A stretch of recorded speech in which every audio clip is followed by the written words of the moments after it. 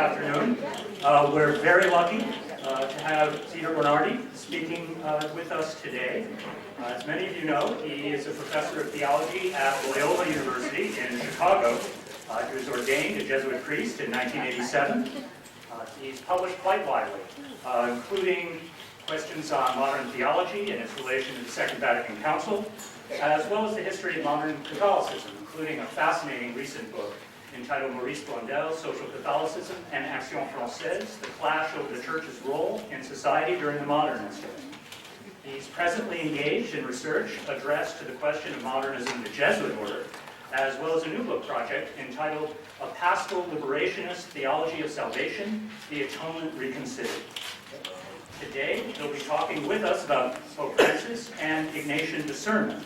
Just a quick note, we will have time for questions at the end of the session. You'll just approach this microphone here and ask the questions from the front.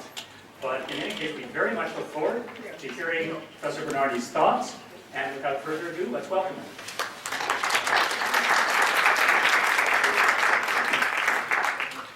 Thank you, Matt. And thank you to DePaul Center for World Catholicism and Intercultural Theology and associated programs at DePaul who sponsored this two-day conference and for the invitation to myself. I also want to salute the prescience of the organizers of this conference that have timed it in between two snowstorms. For those of you that have to get out of town, there's one coming.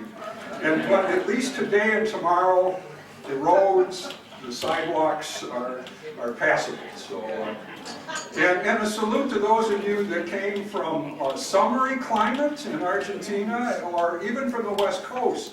Partial indulgence, to be sure, for every day you spend in Chicago's winter. The first anniversary of an unprecedented papal event in the modern era will soon be upon us. On February 11th, 2013, Pope Benedict XVI made the startling declaration that he intended to, quote, renounce the ministry of the Bishop of Rome, effective the evening of February 28th, 2013. Before an assembly of ecclesiastics, Benedict unexpectedly read in Latin a declaratio, written in his own hand, explaining in a firm, calm voice the reasons for his decision, made with, quote, full freedom, and, quote, after having repeatedly examined his conscience before God, unquote. He cited as reasons his deteriorating strength and the mental demands of the papacy. Benedict's resignation and its context made possible the election of Jorge Mario Bergoglio as the Bishop of Rome on March 13th, 2013. This event was also anomalous. The first pope from the Americas, the first pope from the Southern Hemisphere, from the ends of the earth, as he memorably put it. The global South, where approximately 2/3 of the world's Roman Catholics now reside. And the unprecedented choice of the name Francis. And Francis is the first Jesuit to be elected Pope. I guess that's why I'm here. And Alan Deck, my Jesuit convert tomorrow. In the long history of the papacy, only 33 vowed religious have been elected Bishop of Rome. The first was the monk, St. Pope Gregory the Great, in 590. And the most recent, before Bergoglio's election, was the Camaldolese monk, Bartolomeo Capillari, who was elected Pope Gregory XVI in 1831. On an ironic note, the Franciscan friar who became Pope Clement XIV back in the 18th century, bowing to pressure from European rulers, suppressed the Jesuit order in 1773. But the Benedictine Pope, Pius VII, restored the order in 1814. Next October, there will be a major academic conference to commemorate the bicentennial anniversary of this restoration at Chicago's second largest Catholic university, up in Rogers Park. The title of my presentation is Pope Francis and Ignatian Discernment. The modest aim of my remarks is to highlight some important aspects of Ignatian spirituality using the words and actions of Pope Francis. Of course, what characterizes Ignatian spirituality is part of the Church's spiritual patrimony, and one need not be a Jesuit to be influenced by it. Furthermore, it would be fatuous to claim that the Ignatian exercises are the exclusive channel of the graces that go to have their source in the gospel of Jesus Christ. They can be experienced in other ways. Nevertheless, there is a distinctive Ignatian spirituality discernible in the ministry of Pope Francis. On the return flight from World Youth Days in Brazil last summer, Francis said, quote, "I feel a Jesuit in my spirituality, in the spirituality of the exercises, the spirituality deep in my heart. I feel this so deeply that in 3 days I will go to celebrate with the Jesuits the feast of St. Ignatius, July 31st. I will say the morning Mass. I have not changed my spirituality, no. Franciscan, no. I feel a Jesuit, and I think as a Jesuit. I don't mean that hypocritically, but I think as a Jesuit." Let's quickly review the formation of Jose Mario Bergoglio as a Jesuit. Sister Barbara already showed these covers, but my favorite cover is that one.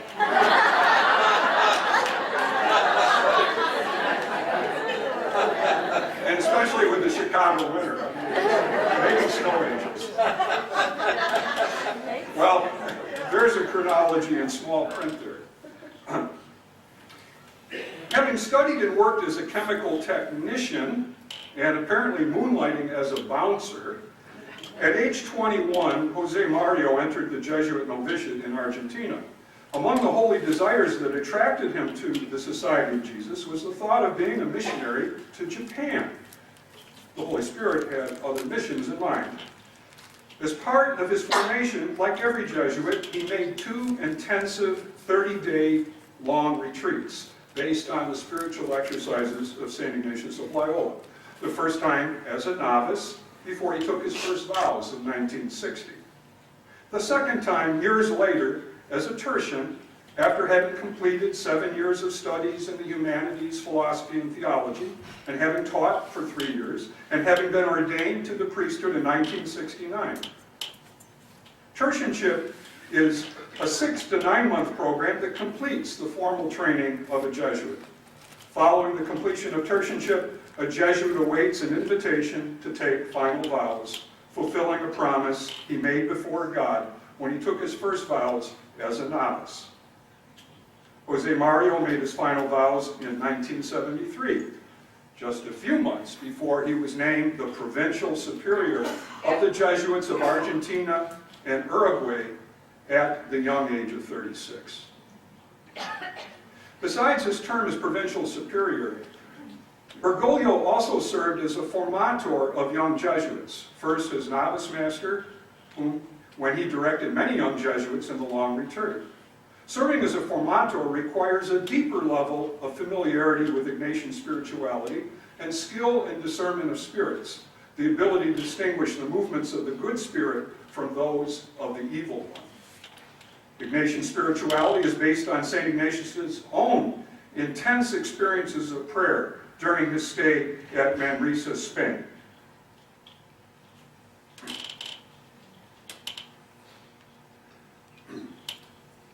When God led him, like, quote, a patient teacher, to grow in faith and freedom.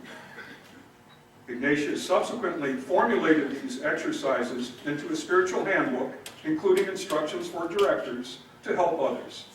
They are an ordered series of meditations and contemplations grounded in the scriptures that draw the retreatant into a profound encounter with Jesus Christ. The retreatant prays to experience a conocimiento interno, that is to say, a deeply personal existential knowledge of the heart of Christ.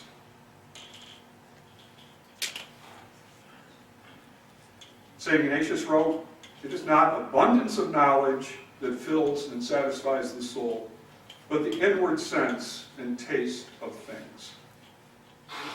The full exercises have a 4-week structure. The first week devoted to the consideration of sin, praying for compunction, remorse, shame before one's own sinfulness, and then to experience the overwhelming mercy and love, forgiving love of God. The second week focuses on the life of Christ as far as Palm Sunday inclusive. The third week meditates on the passion and death of Christ. And the fourth on his resurrection and ascension. The grace fruits of making the exercises include remorse for one's sins, a transformative experience of God's loving mercy, reverence for creation, humility and prudence, fidelity and compassion, joy and gratitude. And overall, a spiritual freedom that enables one to respond to the Lord with generous, loving deeds. The trademark of Ignatian spirituality is finding God in all things. Ignatian principles of discernment enable a person to recognize the genuine movements of God's Spirit, as well as the capacity to detect the spirit of the evil one, who sometimes masquerades as an angel of light. In the widely publicized interview with Father Antonio Spedero, editor of Civiltà Cattolica, Francis remarked, quote, "Discernment is one of the things that worked inside St. Ignatius. For him, it is an instrument of struggle in order to know the Lord and follow him more closely. I was always struck by a saying that describes the vision of Ignatius." He quotes it in Latin, I will give the translation. "Not to be limited by the greatest, and yet to be contained in the tiniest. This is the divine." I thought a lot about this phrase in connection with the issue of different roles in the government of the church, about becoming the superior of somebody else. It is important not to be restricted by a larger space, and it is important to be able to stay in restricted spaces. This virtue of the large and small is magnanimity. Thanks to magnanimity, we can always look at the horizon from the position where we are. That means being able to do the little things of every day with a big heart, open to God and to others. That means being able to appreciate the small things inside large horizons, those of the kingdom of God. He continued, "This motto offers parameters to assume a correct position for discernment in order to hear the things of God from God's point of view. According to St. Ignatius, great principles must be embodied in the circumstances of place, time, and people. This discernment takes time.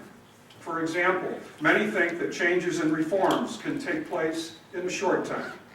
I believe that we always need time to lay the foundation for real, effective change. And this is the time of discernment. Sometimes discernment instead urges us to do precisely what you had at first thought you would do later. And that is what has happened to me in recent months." He gave this interview in August, and of course it was published in September. "Discernment is always done in the presence of the Lord, looking at the signs, listening to the things that happen, the feelings of the people, especially the poor. My choices, including those related to the day-to-day aspects of life, like the use of a modest car, are related to a spiritual discernment that responds to a need that arises from looking at things, at people, and from reading the signs of the times. Discernment in the Lord guides me in my way of governing. But I am always wary of decisions made hastily. I am always wary of the first decision, that is, the first thing that comes to my mind if I have to make a decision. This is usually the wrong thing." He admits he learned that from his own experience. "I have to wait and assess, looking deep into myself, taking the necessary time. The wisdom of discernment redeems the necessary ambiguity of life and helps us to find the most appropriate means, which do not always coincide with what looks great and strong." Finding God in all things is not an empirical eureka. A contemplative attitude is necessary, It is the feeling that you are moving along the good path of understanding and affection towards things and situations, profound peace, spiritual consolation, love of God, and love of all things in God. This is the sign that you are on this right path. Spedero then asked him, is it impossible to make mistakes? And the Pope responded, yes. In this quest to seek and find God in all things, there is still an area of uncertainty. The great leaders of the people of God, like Moses, have always left room for doubt. You must leave room for the Lord, not for our certainties. We must be humble. Uncertainty is in every true discernment in every true discernment that is open to finding confirmation and spiritual consolation. The risk in seeking and finding God in all things, then, is a willingness to explain too much, to say with human certainty and arrogance, God is here. We will find only a God that fits our measure. The correct attitude is that of St. Augustine. Seek God to find Him, and find God to keep searching for God forever. We must enter into the adventure of the quest for meeting God. We must let God search and encounter us. Because God is first. God is always first and makes the first move. We read in the prophets, God is encountered walking along the path. God is always a surprise. So you never know where and how you will find Him. You are not setting the time and place of the encounter with Him. You must therefore discern the encounter. Discernment is essential. He acknowledges, he's meeting with the Charismatics, the International Charismatics, this summer in June, first Pope to do this. He acknowledges that he changed his assessment. He had a rather negative assessment of the Charismatics. I won't read it because of the limitations of time. But he said he observed them, he saw the great fruits that they were producing. So he came to change his own judgment. The practice of discernment entails listening. This is a prominent theme in the utterances of Francis. 31 times in his apostolic exhortation, just that word, listen, listening. It entails respect for the mystery of God's grace at work in people's lives, and attentive listening to human experience. When Francis addressed the leaders of religious congregations in December, he spoke of, quote, the need to become acquainted with reality by experience, to spend time walking on the periphery in order really to become acquainted with the reality and life experiences of people. If this does not happen, we then run the risk of being abstract ideologists or fundamentalists, which is not healthy. He told Spedero, I have a dogmatic certainty. God is in every person's life. God is in everyone's life. I would add here, I detect an echo of the theology of grace of the Jesuit theologian Karl Rahner, who played such an important role at Vatican II, and the 30th anniversary of his death is next month. On various occasions, Francis has expressed respect for distinct persons and their concrete spiritual experience. Notably, when asked about homosexual persons, he responded, quote, we must always consider the person. Here we enter into the mystery of the human being. In life, God accompanies persons, and we must accompany them, starting from their situation. It is necessary to accompany them with mercy. When that happens, the Holy Spirit inspires the priest to say the right thing. In the final Aparecida report, which Bergoglio, as Archbishop of Buenos Aires, was the editor of the redaction team, it says, we bishops, priests, permanent deacons, religious men and women, and lay men and women are called to assume an attitude of ongoing pastoral conversion, which entails listening attentively and discerning what the Spirit says to the churches through the signs of the times in which God is made manifest.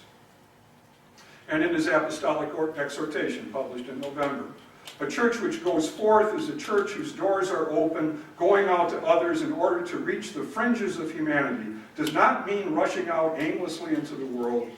Often is better simply to slow down, to put aside our eagerness in order to see and listen to others, to stop rushing from one thing to another, and to remain with someone who has faltered along the way.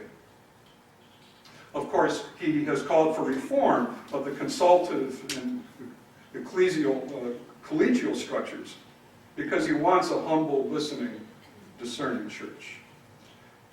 He said, I prefer a church which is bruised, hurting, and dirty because it has been out on the streets, rather than a church which is unhealthy from being confined and from clinging to its own security.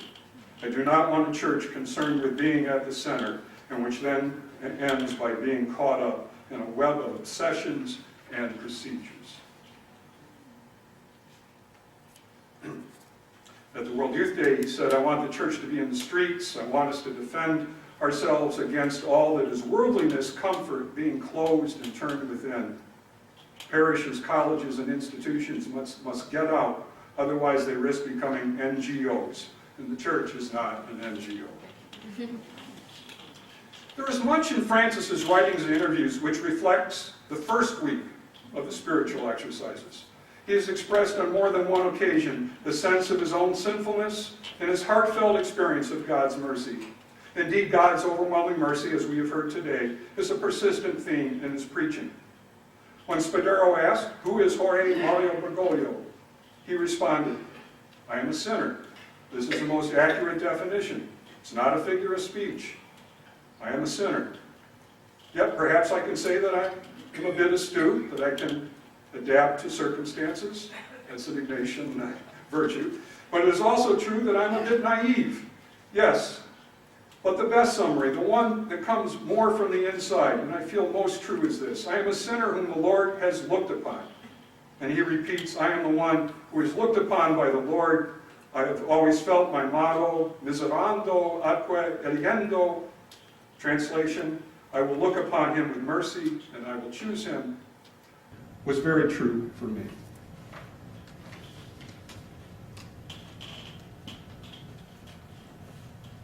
In the years before his election, Francis often visited the Church of St. Louis of France in Rome. He went there to contemplate this painting up on the screen, The Calling of St. Matthew by Caravaggio. Let's hear a 90-second, we're going to take a little tour of that church for 90 seconds, given to us by a Jesuit in Rome. We're in Rome with Father Jim Grummer, who is the Secretary to the United States here at the Jesuit Curia, and he is going to tell us about one of his favorite pieces of art by Caravaggio and the church that it's in. Father Jim? So we're standing outside the Church of San Luigi dei Francesi, St. Louis, the King of France, and the Caravaggio painting that's one of my favorites in the world is The Call of St. Matthew, and Jesus extends his hand imitating the same picture that's that Michelangelo had on the roof of the Sistine Chapel, where God reaches out to touch Adam and create him. So it's as though this call of Matthew is a creation of Matthew's life. And it is, in a sense, a recreation of his life, because Matthew is sitting at a gaming table or changing money or carrying on with some of his friends, and some of them look like they're drunk, but they see this hand of Jesus calling Matthew, and some of them are like, you can't, not this guy. And even Matthew has this look that's like, how could this possibly be me? I think I like it because it captures an experience that just about all of us have of being called and not really believing the good news, and yet it's good news.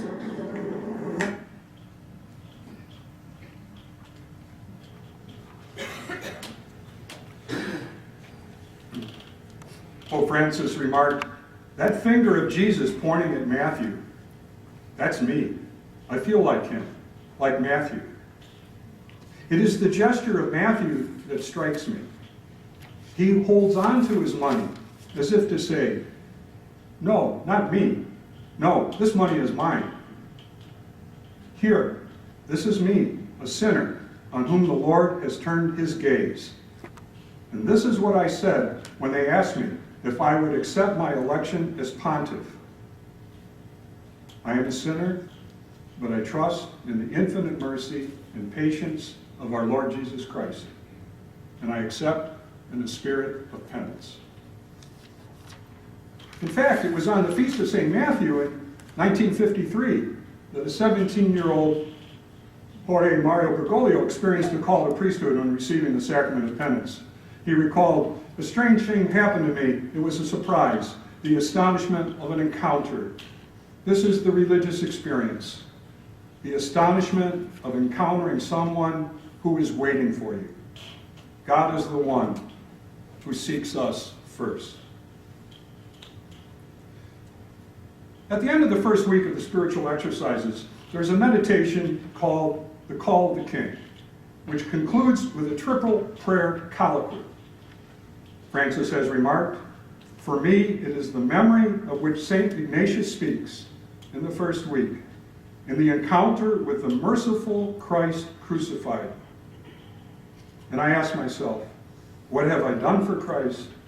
What am I doing for Christ? What should I do for Christ?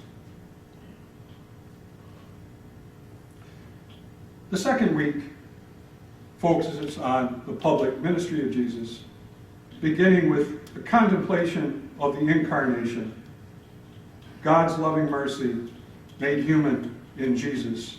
This kenosis, this emptying that Paul, in his letter to the Philippians, that kenotic hymn of the emptying of Christ, obedient even unto death. The second week promotes a personal encounter with the saving love of Jesus, meditating on various events from the public life of Jesus.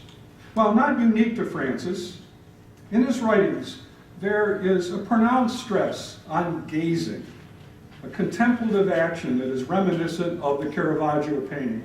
Both the Lord's merciful gaze fixed on each of us and the exhortation for us to gaze on Christ, especially the crucified Christ who has emptied himself on our behalf. How often he emphasizes encounter with Christ, and of course that's not unique to him.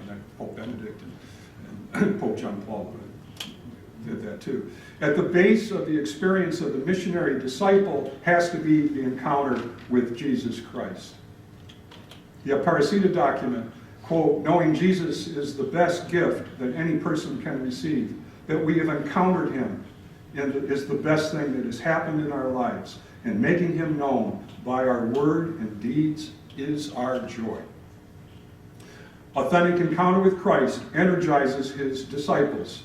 Francis, it seems to me, often has in mind, even though I haven't come across an instance that he actually uses the word, the Ignatian magis, the Latin word for more, namely a spirit of bold generosity on behalf of God's kingdom. Francis exhorts the people of God, by their baptism, to be missionary disciples, not to be afraid to go to the peripheries, literally and figuratively, to make contact with the excluded, a frequent theme in his writings, the alienated, the marginated, the poor. Francis's own ministry shows the way to encountering Christ in the poor and the excluded. In Buenos Aires, Archbishop Bergoglio, as we know, regularly visited the poorest neighborhoods, the villas miserias, to get to know the poor and to encourage the priests who live with the poor and to encourage other priests and seminaries to go to the poor. And of course, their numbers doubled or tripled during working with the poor during his time as Archbishop. In his apostolic exhortation, there is one sign which we should never lack, the option for those who are least, those whom society discards. Going to the periphery also includes dialogue with the alienated, who maybe live next door. Francis, as we know, took the initiative, one of his cold calls, to the atheistic editor of La Repubblica. And that interview got some circulation, although it was pulled down from the Vatican website. And especially moving in his apostolic exhortation, an evangelizing community gets involved by word and deed in people's daily lives. It bridges distances, it is willing to abase itself as necessary, and it embraces human life touching the suffering flesh of Christ in others. Sister Barbara focused on this gesture that was widely circulated in the media, of hugging Vinicio Riva, who has this horrific nerve skin disease. Evangelizers, let's take on, quote, the smell of the sheep, and the sheep are willing to hear their voice.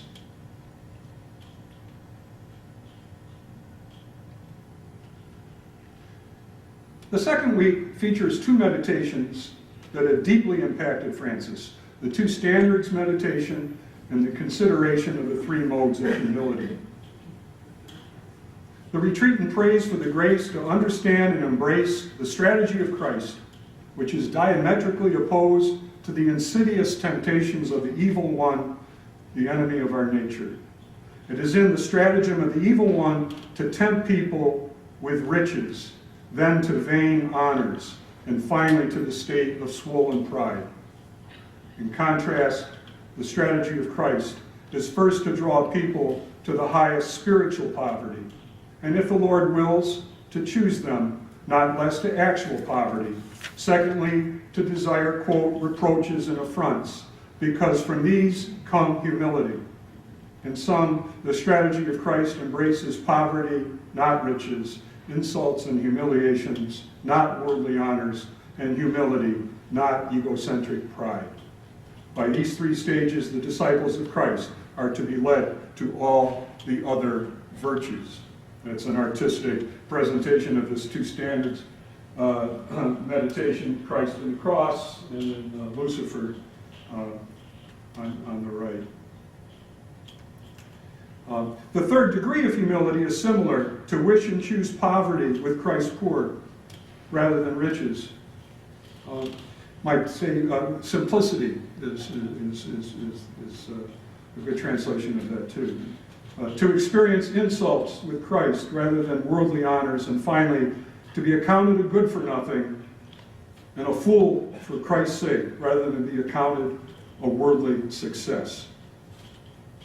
In a morning meditation, of which he has given many, and I bet you have read some of them, easy to access on the web, in the chapel of Santa Marta, where he is really exercising his pastoral role and giving a good example of the pastoral homilies that he promotes in his apostolic exhortation and in the Aparecida document.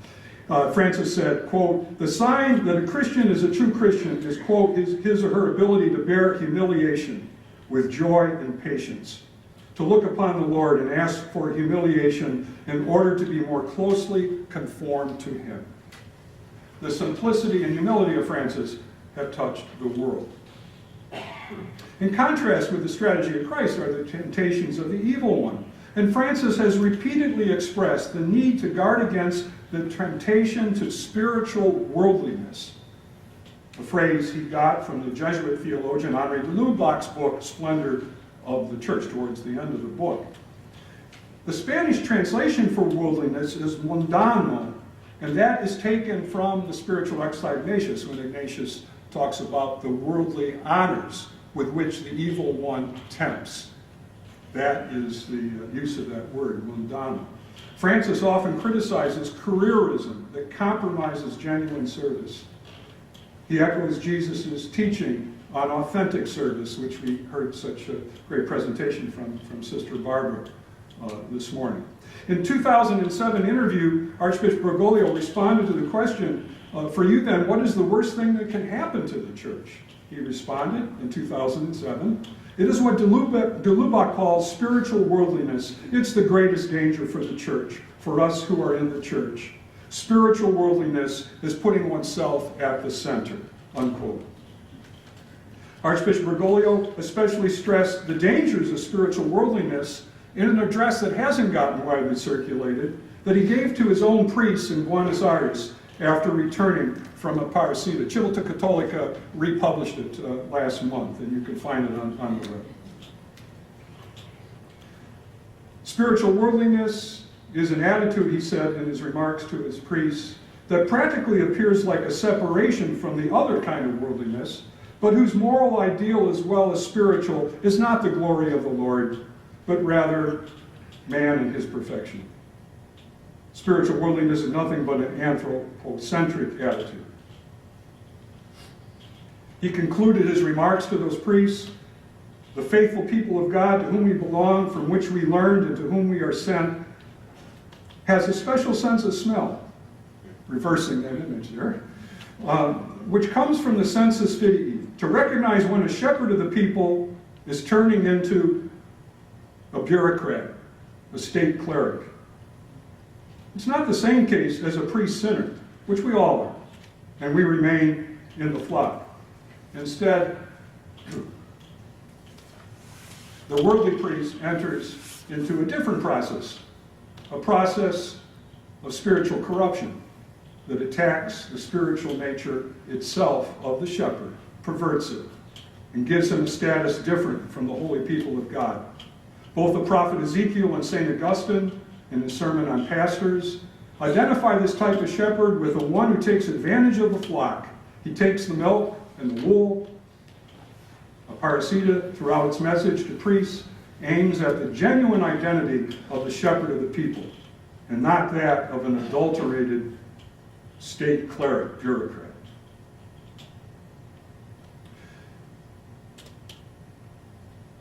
We have learned that Benedict's vision of the church is out there, effectively, in a memorable image, a field hospital.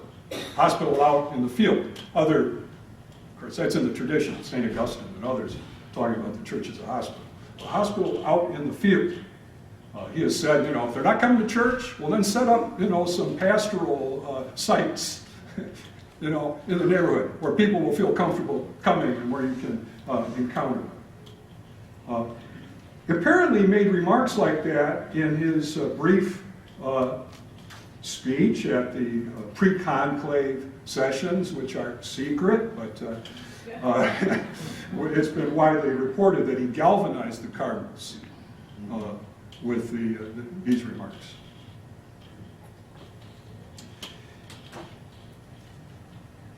The third week focuses on contemplating the passion of Christ, and of course that's already come up in the remarks I have made.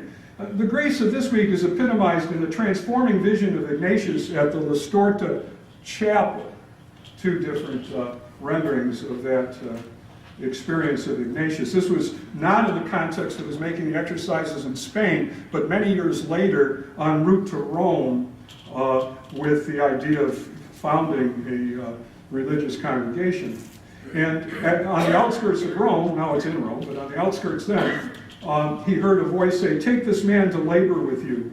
Ignatius was placed at the side of the sun under the standard of Christ's cross, which was a standard of poverty and humility and self-abdication. The fourth week contemplates the resurrection of Christ and prays for the grace of joy. Francis radiates that. Evangelii Gaudium, the joy of the gospel. The final contemplation in the exercises conclude with the contemplation to attain love, which relates to Ignatius's enlightenment at the Cardinal River while he was making these exercises in Manresa, Spain.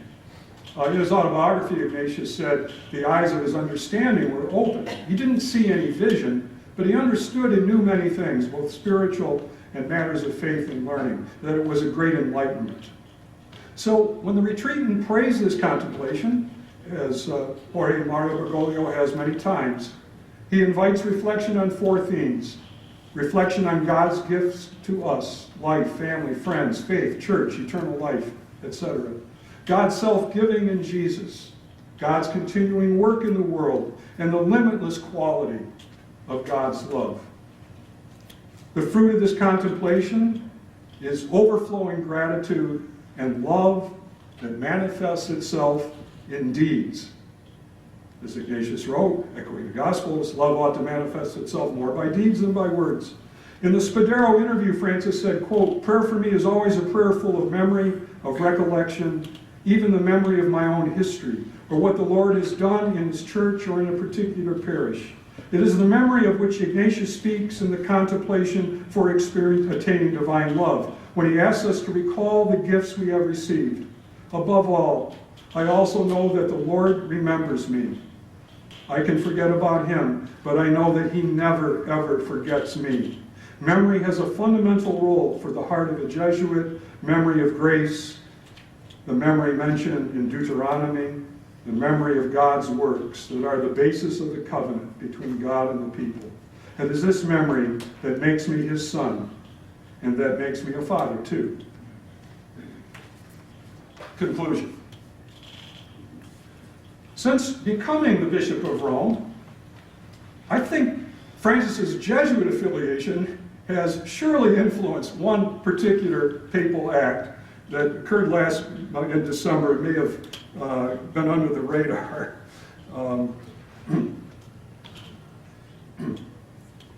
Namely, the equivalent canonization of Peter Faber, one of Ignatius's first companions and a founding member of the Society of Jesus.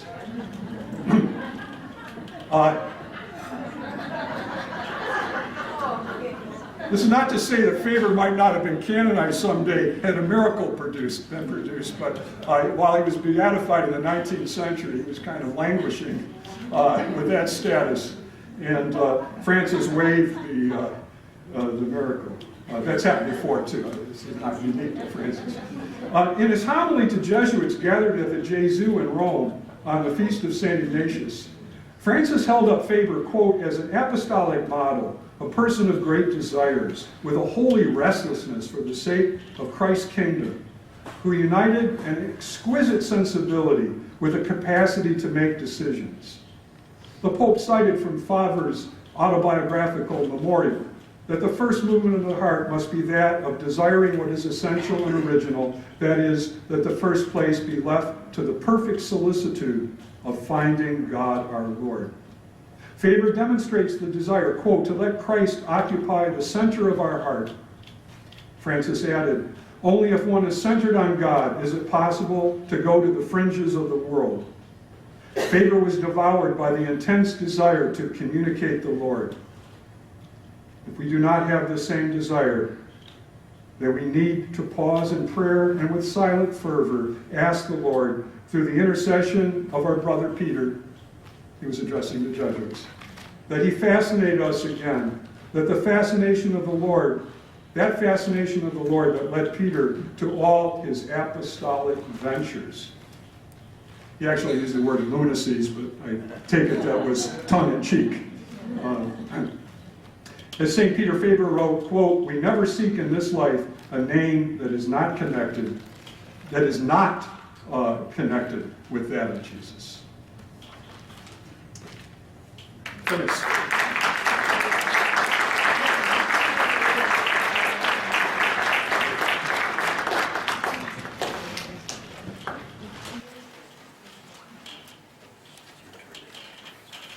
Thank you for a fascinating talk. We have a few minutes for questions here. If anyone would like to come up and pose a question, we can get started with those. Yes, please.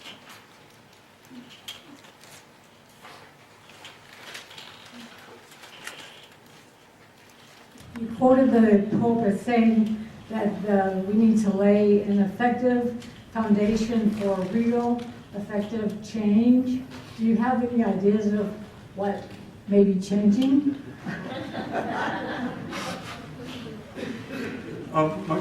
Previous speakers, well, Sister Barbara touched on that especially.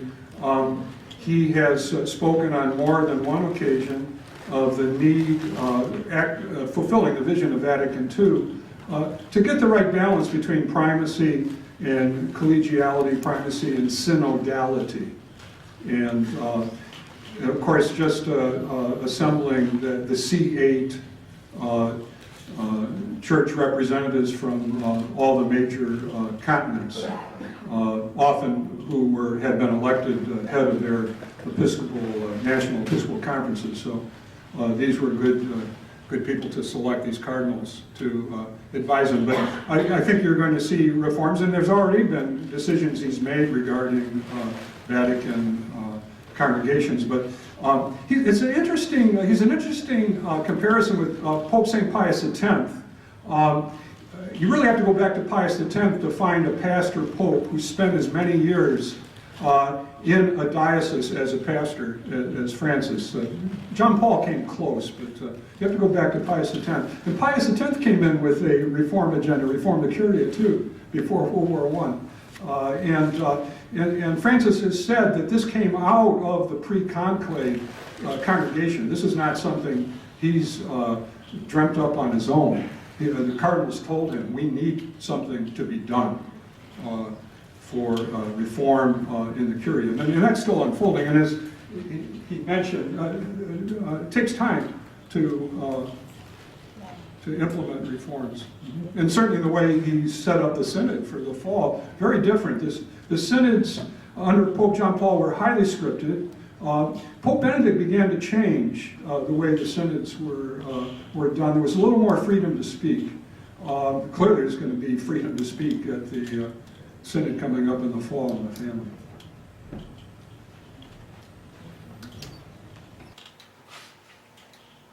Other questions? Thank you very much.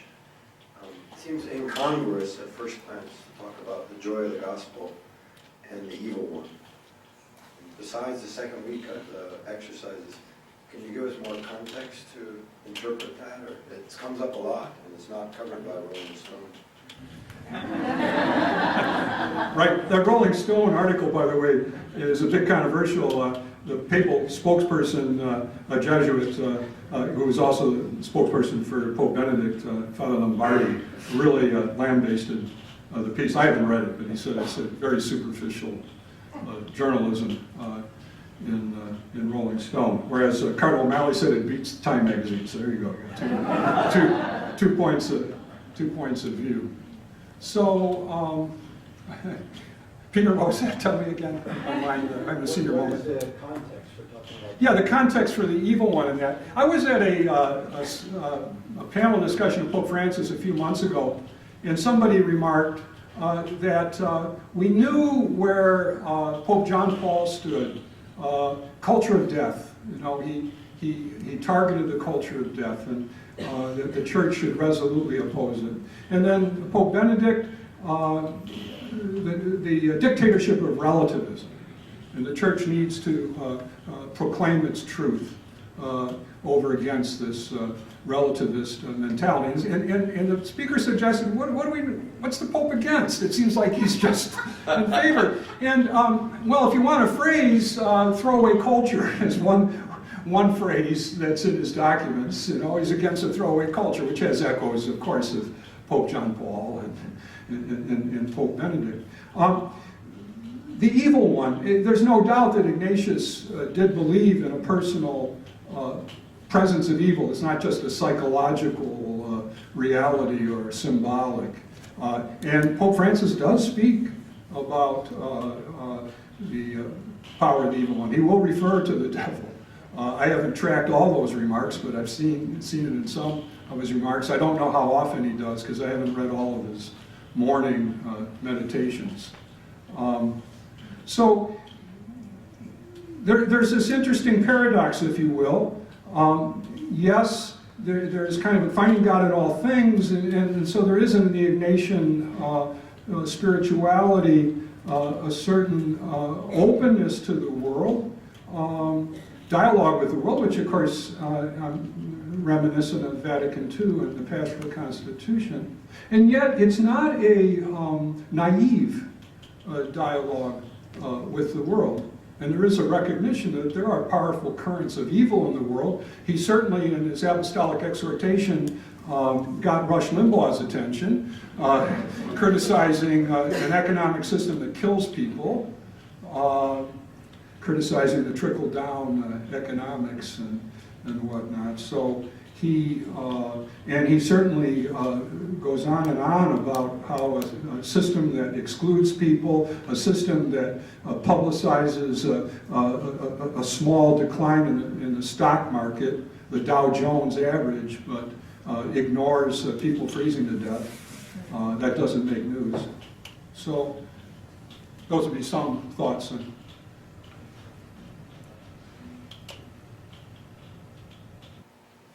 Please.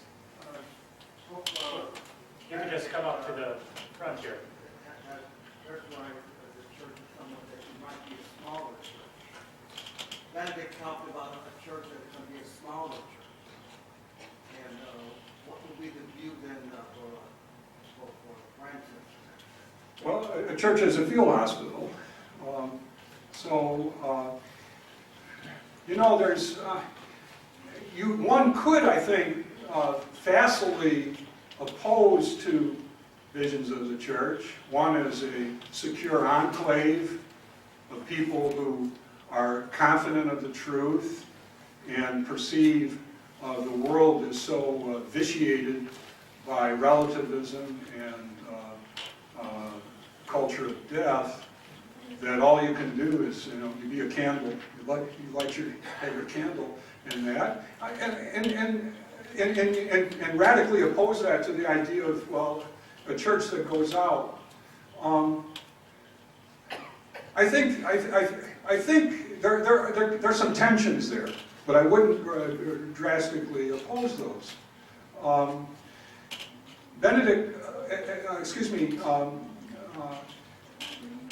Benedict was a professor pope, arguably the greatest theologian pope in St. Pope Leo the Great. I don't know, I'll just go out on a limb and say that. Francis is smart, but he's a pastor. That's where he's coming from. He's also coming from Argentina. I was reminded of that. That's the context that he especially knew, and probably he's going to have to nuance remarks as it comes back to him, how some of the things he says plays out in other cultural contexts.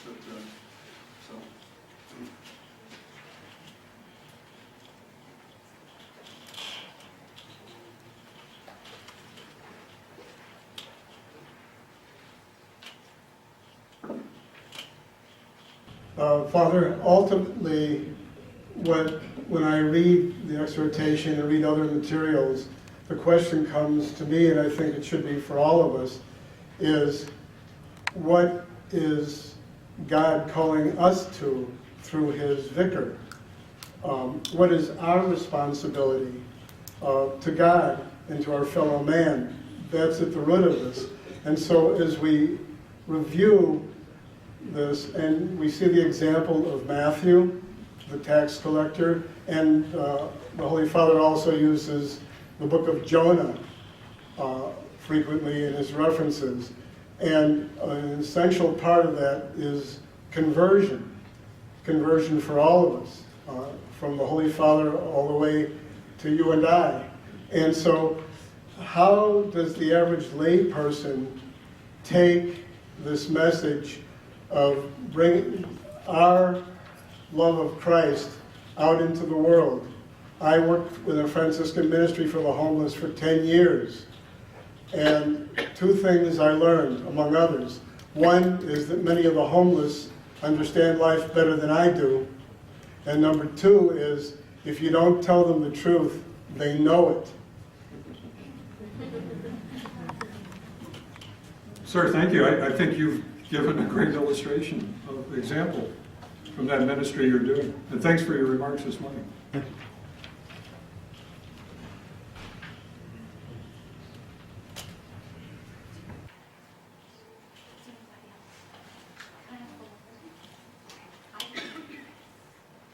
The article that you referred to that the Vatican pulled from the website, was that the one where he talked to the atheist?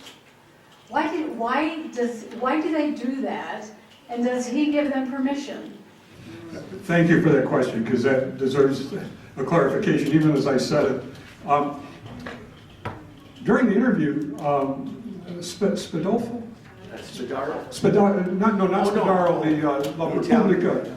Scalfieri. He didn't take any notes. He reconstructed this sometime later.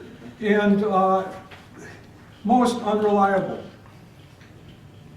In contrast, and I bet many of you have read the Spedero interview that got wide circulation. That's a must read. If you really, and that was carefully gone over by the Pope after the interview. There was 3 different interview sessions in August. Then Spedero was taking notes, and then he submitted it to the Vatican to make sure nothing was misinterpreted in that. So that's a reliable interview. The Scalfieri had some interesting things in it, but it's just, it wasn't taped, it wasn't recorded, he didn't take notes, he reconstructed it later. Okay, so basically the Pope didn't want it out there? I don't know that. I don't know that. I don't know that he's the one who made the decision about it. To have it on the Vatican website is to somehow to endorse it. Yeah. And I don't think he's the one who is the webmaster.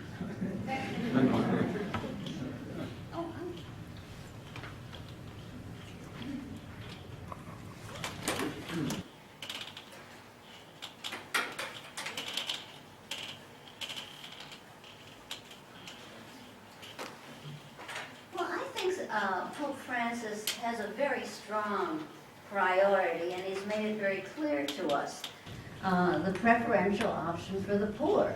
I mean, it's not just one of the things we do. I mean, it seems it's going to be very central, and it is very central to his message, and it was central in the Gospel of Joy.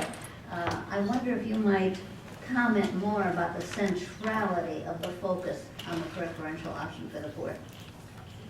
Thank you. That's an excellent question too, and I imagine Alan will be speaking that tomorrow. The context of liberation theology and the developments in South America, and at a time when there was a real a risk of a kind of a Marxist ideological spin on liberation theology. Jose Mario Bergoglio was critical of that. He is very much with the people. His support, I didn't mention, but I'm sure you've all heard, the piety of the people, the Marian piety of the people, all the devotional life of the people. He's right there alongside of them in a way that maybe some liberation theologians were, but those that were strictly into kind of an ideological class analysis were not. But when Marxism passed from the scene, at least the official support for that, when the USSR collapsed, Bergoglio, Francis, I mean, the consequences of a certain kind of economic system, its impact on the poor, became was a cause for prophetic outcry. And you see that in Aparecida, you see that in other, in his apostolic exhortation. And as you say, I think to be in solidarity with the poor in many different senses of the poor, but certainly the excluded, the marginated, and the economically poor. I agree with you. That's we have to see the gospel, live the gospel through that lens. I think that's just about all the time we have. We have a coffee break now, and our next session starts at 2:30. But before we go, let's thank Father Bernardi once more for just